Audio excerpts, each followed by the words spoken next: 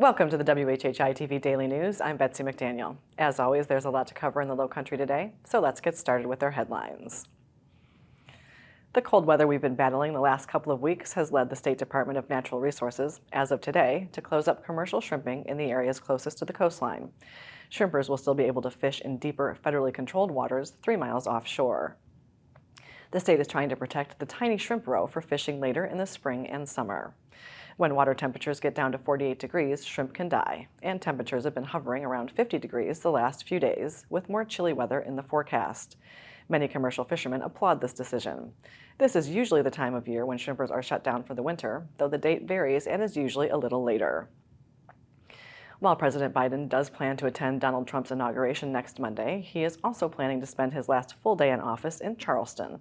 Details are not yet set, but he's expected to make a church visit, likely to the Royal Missionary Baptist Church in North Charleston, which has the largest Black congregation in the area. He is also expected to attend a reception at the International African American Museum on the Charleston waterfront.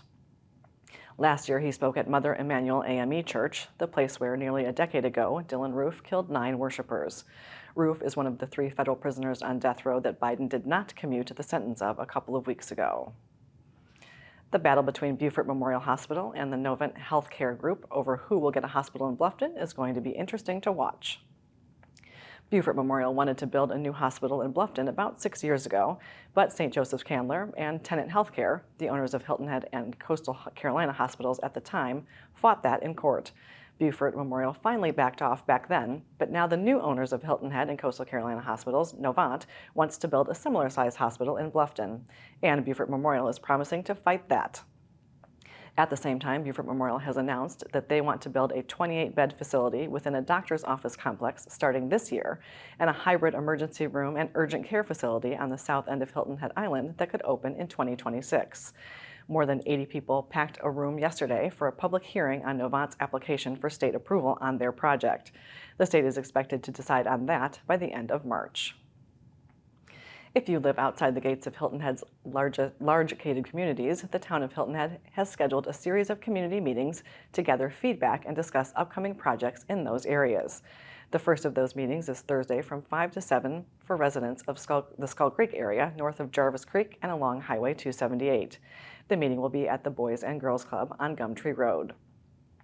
Then the next 2 Thursdays are for folks in Wexford, Shipyard, and the areas along Palmetto Bay Road and Pope Avenue.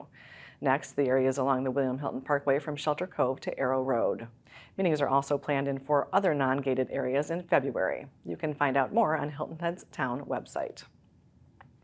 And just about the time some of our New Year's resolutions might be starting to wane, here comes Girl Scout cookie season to tempt you even further. For the 2025 season, most of the usual favorites, including Thin Mints and Caramel Delights, will be on the menu. But 2 flavors will be making their last appearance before being retired: S'mores and Toast Yay.